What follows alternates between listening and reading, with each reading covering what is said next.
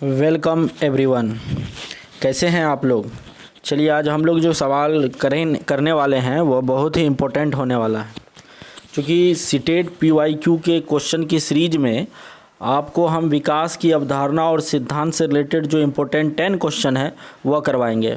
और यह क्वेश्चन जो होगा, यह क्वेश्चन भी आपका कैसा होगा, ये पूछा हुआ ही होगा। प्रीवियस ईयर में जो सवाल पूछा गया है, चाहे वो ऑनलाइन पेपर में हो चाहे वो ऑफलाइन पेपर में हो, वह पूछा हुआ सवाल हम आपको करवाने वाले हैं। तो चलिए शुरू करते हैं। पहला सवाल आपके सामने दिख रहा होगा कि निम्नलिखित में से कौन सा जो है कथन व्यक्ति के विकास के बारे में क्या है, सही है। व्यक्ति के विकास के बारे में कौन सा कथन सही है, ये आपसे सवाल पूछ रहा है। तो इसमें देख लीजिए, ये सवाल आप अच्छा से पढ़िए, उसके बाद लगाने की कोशिश कीजिए। विकास की प्रक्रिया के बारे में कौन प्रक्रिया के बारे में सही है पूछा है, सही है, कौन सा सही है, तो उस पर ध्यान दीजिएगा। पहला है कि विकास की जो प्रक्रिया है वह क्या है। विकास की प्रक्रिया आपका एक दिशीय होती है। ये पहला ऑप्शन है कि विकास की जो प्रक्रिया है वह एक दिशीय होती है, ये दे रखा है। उसके बाद दूसरा ऑप्शन है आपका कि विकास यह केवल व्यक्ति की आनुवांशिकता से प्रभावित होता है। तो हम आपको बताए हैं कि केवल वाला तो पहले ही गलत होता है। उसके बाद है कि यह विकास की प्रक्रिया में सांस्कृतिक विविधताएं होती है, ये दे रखा है। उसके बाद विकास केवल वातावरणीय कारकों को द्वारा निर्धारित होती है, तो ये केवल वाला पहले ही गलत हो गया। केवल वाला यहाँ भी था, ये भी गलत हो गया। और विकास की प्रक्रिया एक दिशीय होती है, ये भी गलत हो गया, क्योंकि विकास की प्रक्रिया एक दिशीय ना होकर के बहुदिशीय होती है। सिफालोकॉडल और प्रॉक्सिमल डिस्टेंस के बारे में आप लोगों ने पढ़ा होगा कि विकास जो होती है वह स्पाइरल वे में होती है, और ऊपर से नीचे तक जो होती है, सिर से पैर तक जिसे बोलते हैं, सिर से पैर तक जिसे बोलते हैं, इसे हम सिफालोकॉडल कहते हैं। और बाएं से दाएं जो होती है, यानी मध्य भाग से लेकर बाहर की तरफ जो होती है, इसे क्या बोलते हैं, इसको प्रॉक्सिमल डिस्टेंस बोलते हैं। तो ये विकास की प्रक्रिया कैसी होती है जी, बहुदिशीय होती है। तो ये भी कट गया। तो आपका सही आंसर क्या हो गया, विकास की प्रक्रिया में सांस्कृतिक विविधताएं पाई जाती है। बिल्कुल सही है, सांस्कृतिक विविधता पाई जाती है। विकास बच्चों का जिस संस्कृति में होगा, जिस समाज में होगा, वैसा ही बच्चे का विकास भी होगा। चलिए हम लोग आगे बढ़ते हैं। आगे का क्वेश्चन आपके सामने है कि विकास की जो प्रक्रिया है वह क्या है। विकास की प्रक्रिया में आपका दूसरा क्वेश्चन देखिए जो कि इम्पोर्टेंट है, वह है कि विकास का चरणीय सिद्धांत निम्नलिखित नियमों में से किस पर स्पष्ट रूप से प्रभाव डालती है। किस पर स्पष्ट रूप से क्या करती है, वो प्रभाव डालती है, ये आपसे पूछा जा रहा है। तो ये देखिए, ये सवाल है आपके सामने और इसका आंसर लगाने की कोशिश कीजिए। पहला है विकास की निरंतरता पर डालती है प्रभाव, ये वाला डाल रखा है कि पहला विकास की निरंतरता पर डालता है। दूसरा है आपका कि यह विकास की क्या है, अनिरंतरता पर है, ये भी इम्पोर्टेंट सवाल हो गया कि अनिरंतरता पर है, या विकास की को प्रभावित करने वाले सांस्कृतिक कारक पर है, या विकास की प्रक्रिया संबंधित वातावरणीय कारकों पर है। तो ये सवाल लगाइए, आप लोग देखिए कौन सा सही होगा। तो इसमें सही सही लगाने की कोशिश कीजिए, आप लोग देख लीजिए।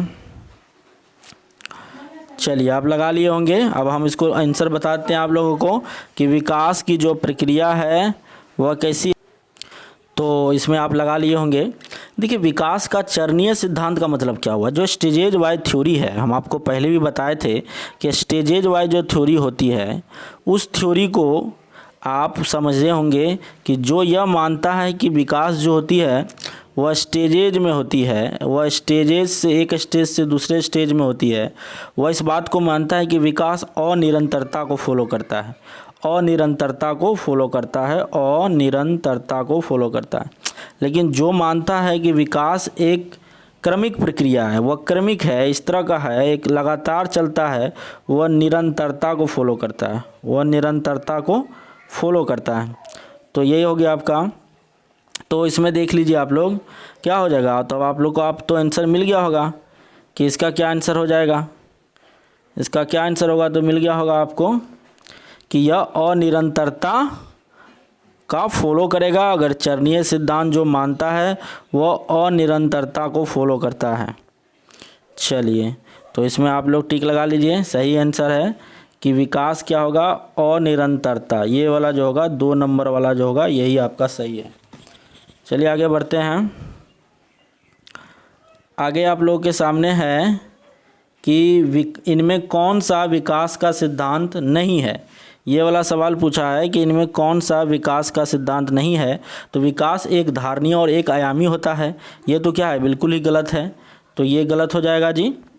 आप पहले ही जानते हैं कि ये तो क्या होगा, ये ना तो एक धारणीय होता है और ना ही एक आयामी होता है।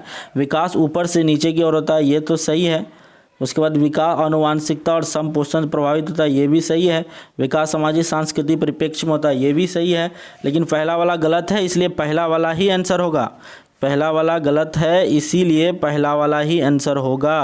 तो इस बात को आप समझ गए होंगे कि ये जो पहला वाला है यही आपका आंसर हो जाएगा। चलिए आगे 4 नंबर का क्वेश्चन देखिए आप। 4 नंबर का क्वेश्चन है कि शीर्षगामी सिद्धांत, जो सिफालोकोडल वाला जो सिद्धांत है वह किस क्षेत्र पर लागू होता है। तो वह सिफालोकोडल वाला जो सिद्धांत है वह गामक विकास के क्षेत्र पर लागू होता है।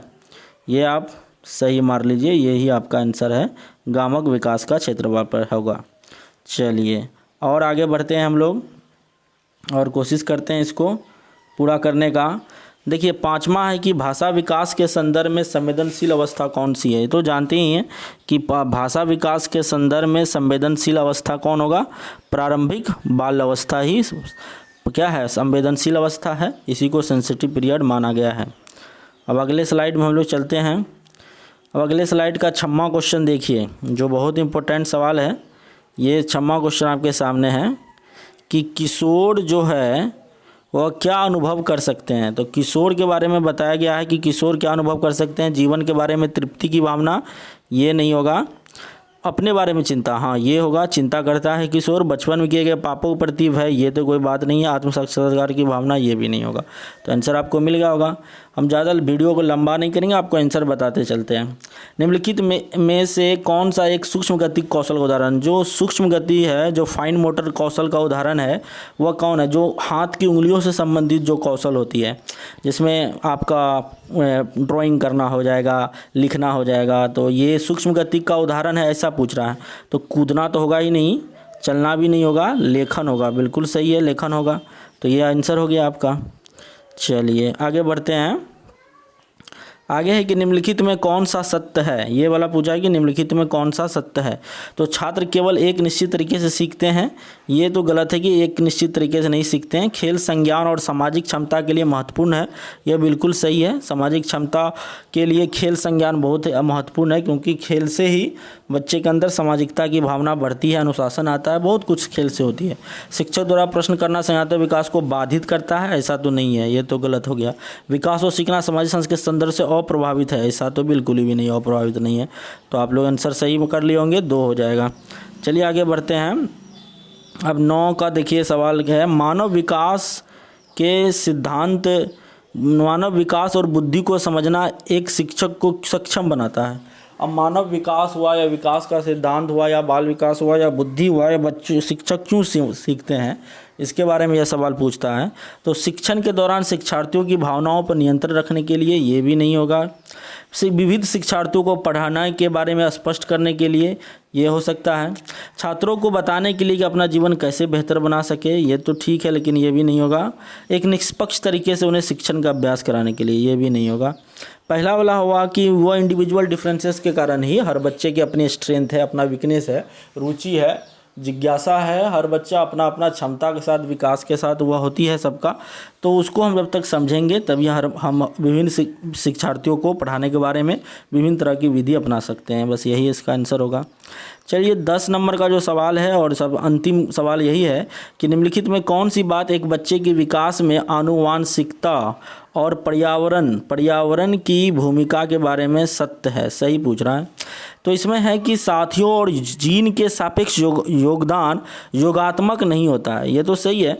आप लोग ये सुने होंगे कि जो विकास है, जो डेवलपमेंट है, वह हेरिडिटी एंड इन्वायरमेंट का क्या होता है, गुणनफल होता है। ये देख लीजिए, ये गुणनफल वाला बात हम लिख दिए, ना कि योगात्मक लिखें। तो जब ही गुणनफल होता है, इसका मतलब योगात्मक नहीं होता है। अगर योगात्मक नहीं होता है तो ये सही होगा, तो ये पहला वाला ही सही हो गया आपका। आनुवांशिकता और पर्यावरण साथ काम नहीं करती, ये बिल्कुल गलत है। आनुवांशिकता और पर्यावरण साथ साथ काम करती ही करती है। उसके बाद आप देखिए कि ये वह ऑप्शन दिया हुआ तीसरा कि एक प्रवृत्ति पर्यावरण में संबंधित है, एक प्रवृत्ति पर्यावरण से संबंधित है जबकि वास्तविक विकास के लिए अनुवंशिकता की आवश्यकता होती है, ये भी गलत है, ये आपका गलत है। एक बच्चे के विकास में आवश्यकता और पर्यावरण दोनों का योगदान 50-50% है, ऐसा भी नहीं है।